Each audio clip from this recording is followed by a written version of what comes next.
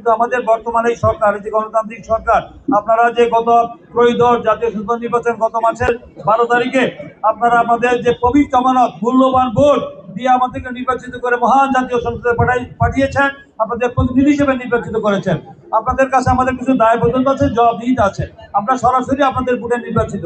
তাই এই নির্বাচিত সরকারের জনগণের কাছে যে ওয়াদা করেছিল বর্তমান বিএনপি সরকার, যে 2/3 সংখ্যাগরিষ্ঠ নিরঙ্কুশ আসন পেয়ে বিজয়ী হয়েছে, আমাদের দলের মাননীয় চেয়ারম্যান এবং বাংলাদেশের সদ্য নির্বাচিত গণপ্রজাতন্ত্রী বাংলাদেশ সরকারের মাননীয় প্রধানমন্ত্রী তারেক রহমান, তিনি নির্বাচনের পূর্বে জনগণের কাছে যে ওয়াদা করেছিলেন, প্রতিশ্রুতি দিয়েছিলেন, অঙ্গীকার করেছিলেন, যদি জনগণ ক্ষমতার কথা বলেন নাই, বলছেন ক্ষমতা হলে মহান রাব্বুল আলামিনের, আর সকল রাজনৈতিক ক্ষমতার উৎস হলে দেশের জনগণ।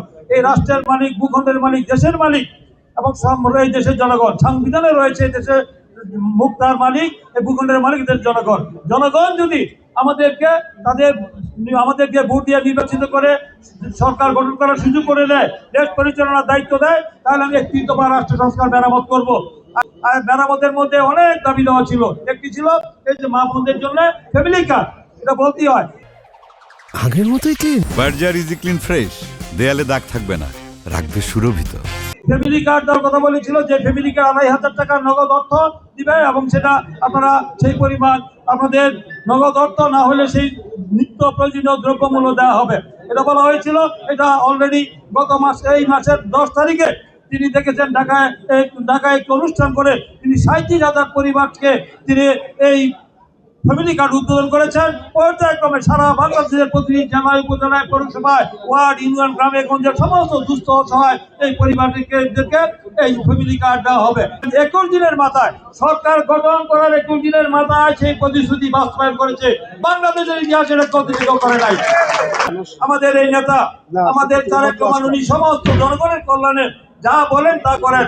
মাত্র নিন্দু করে বলেছিল যে আমরা এগুলো বাস্তবায়ন করতে পারবো না, কিন্তু জনগণ কিন্তু উনি আঙ্গুল দিয়ে দেখিয়ে দিয়েছেন বিএনপি যা বলে তা করে। কথার সাথে কাজের মিল আছে। মানুষ জনগণের সাথে প্রতারণা করে না, বেইমানি করে না। আর বিগত ফ্যাসিস্ট সরকার আমলে জনগণের কল্যাণে মঙ্গলে কোনো কাজ করে নাই, কারণ জনগণের ভোটে তারা নির্বাচিত হয় নাই। জনগণের কাছে কোনো দায়বদ্ধতা জবাবদিহিতা ছিল না, তাই তারা লুটপাট দুর্নীতি ছিল তাদের মুখ্য উদ্দেশ্য। চুরি, ডাকাতি, রাহাজানি, অন্যায়, অত্যাচার, নিপীড়ন, নির্যাতন, গুম, খুন, হামলা, লুটপাট করে দেশকে ধ্বংসের দ্বার বন্ধে খাদের কিনারায় দাঁড় করিয়ে দিয়েছিল।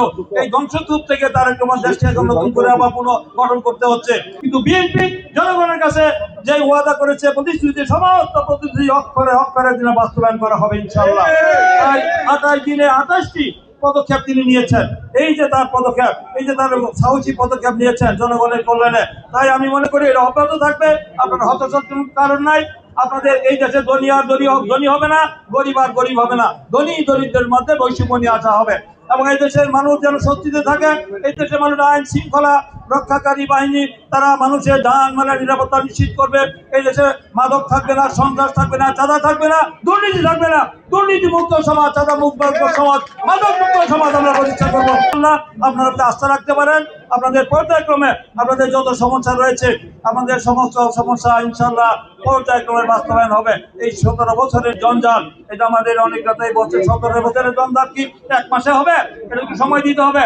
পর্যায়ক্রমে সমস্ত সমাধান ইনশাল্লাহ, স্কুল, কলেজ, রাস্তাঘাট, মসজিদ, মাদ্রাসা, এতিমখানা এবং গ্যাস, বিদ্যুৎ, মানুষের যে মৌলিক দাবিগুলি রয়েছে, সকল মৌলিক দাবি ইনশাল্লাহ এই নরসিংদী শহরের যানজট কমে যাবে এবং আমাদের যে এই গার্বেজ সমস্যা কমে যাবে এবং আমাদের যে পরিবেশ দূষণ কমে যাবে এবং এই সমাজের মানুষের যেন নির্ভয়ে চলতে পারে, স্বস্তিতে থাকতে পারে, সেই ব্যবস্থা ইনশাল্লাহ আমরা নিব।